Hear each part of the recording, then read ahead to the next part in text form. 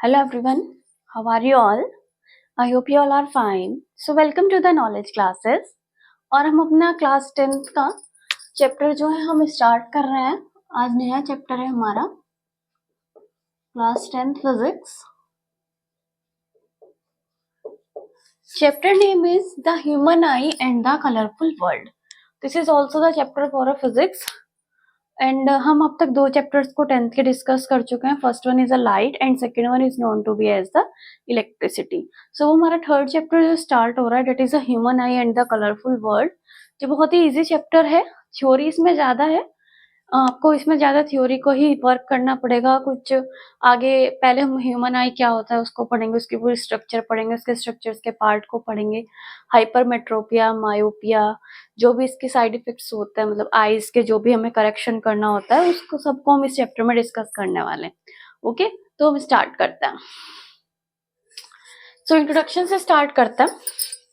Basically eyes क्या है, हमारी एक ह्यूमन बॉडी का एक ऑर्गन हम उसको कह सकते हैं, जिसकी हेल्प से हम चीजों को देख सकते हैं. Which help to enable to see the things.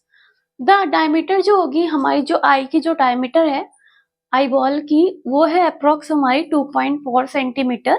और ये जिस प्रिंसिपल पर वर्क करता है that principle is name to be as the that principle is refraction of light. Okay, जो मैंने आपको अभी लाइट चैप्टर में बताया था कि क्या होता है refraction through a natural convex lens. और जिस लेंस का यहाँ पर बेसिकली यूज होता है that lens is a convex lens. It is made for a transparent living material and which enable to see things around अस.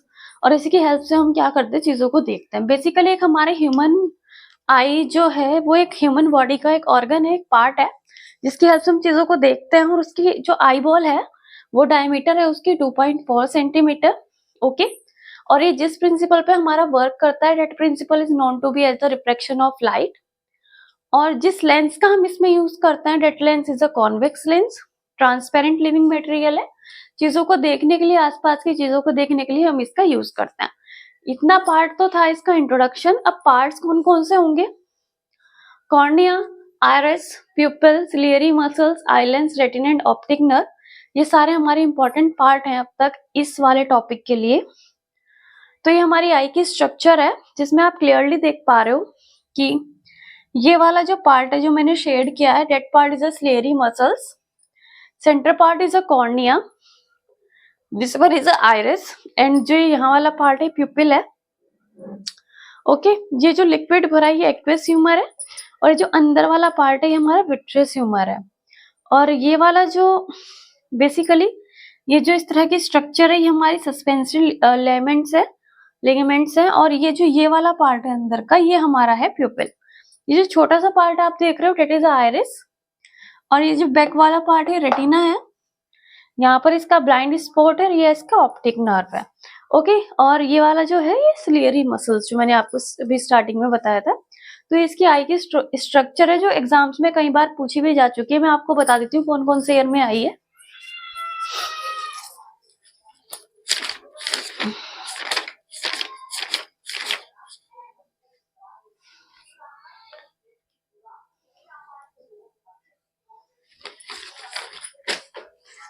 ये क्वेश्चन आपका है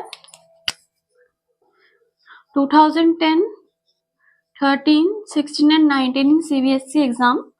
आई की स्ट्रक्चर आई है और आई के स्ट्रक्चर्स के पार्ट्स को आपको डिस्क्राइब भी करना है उस क्वेश्चन में. कई कई क्वेश्चंस में सिंपल आई के स्ट्रक्चर पूछ लेते हैं, कई कई क्वेश्चंस में सिर्फ आई के पार्ट्स को एक्सप्लेन करने के लिए पूछ लेते हैं, कई कई क्वेश्चन में दोनों ही पार्ट आपके पूछ लेता है. ठीक है, तो ये बहुत ही ज्यादा इंपॉर्टेंट टॉपिक है आपके एग्जाम के लिए. एंड नेक्स्ट हम इसके पार्ट्स को डिस्कस करते हैं.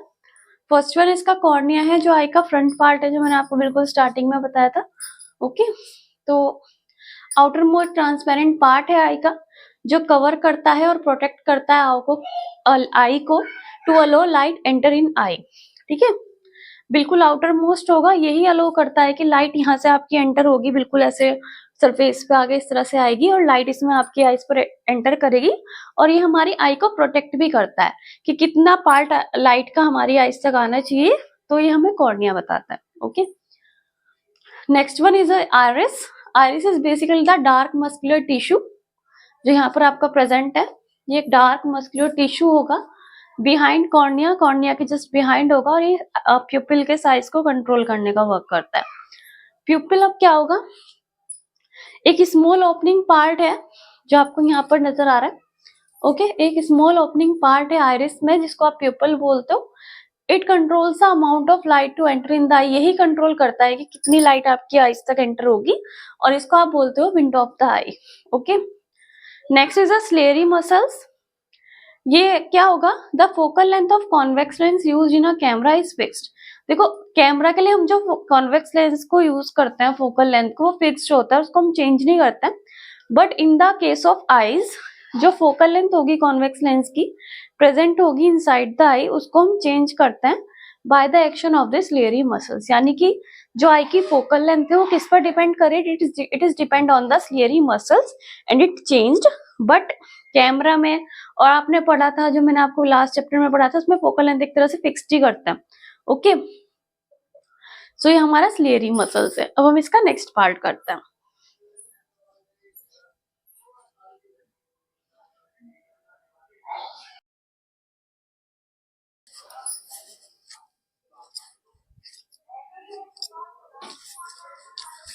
Okay, so next is a retina. Retina is here. So the screen on which the image is formed, जहां पर, जिस स्क्रीन पर आपकी आईज की इमेज फॉर्म्ड होगी, वो होगा आपका रेटिना। रेटिना जो होगा वो बिहाइंड द आई होता है और बैक पार्ट होता है हमारी आईज का। और इसके जो रेटिना है जो होगा, is just like a film in the camera. जैसे कैमरे में आपकी फिल्म होती है, इस तरह का आपका रेटिना होता है। ओके, एक डेलिकेट मेम्ब्रेन होगा जिसमें large number of sensitive lights आपके आ सकती है, जिसको कि आप बोलते हो रोड्स और कोन्स। यानी इसमें large number of sensitive cells होंगे, वो होगी आपके रोड्स और cones, which respond to the intensity of light. जो इंटेंसिटी ऑफ लाइट को क्या करता है, रेस्पॉन्ड करता है, और ऑब्जेक्ट्स के कलर्स को भी फॉर्म्ड करता है। So this one part is known to be as the retina. So retina is basically एक तरह की स्क्रीन है जो इमेज आपकी फॉर्म्ड होती है। जैसे फिल्म आप देखते हो, सामने आप मूवी देख रहे हो, मूवी आपके बिल्कुल प्रेजेंट हुई है।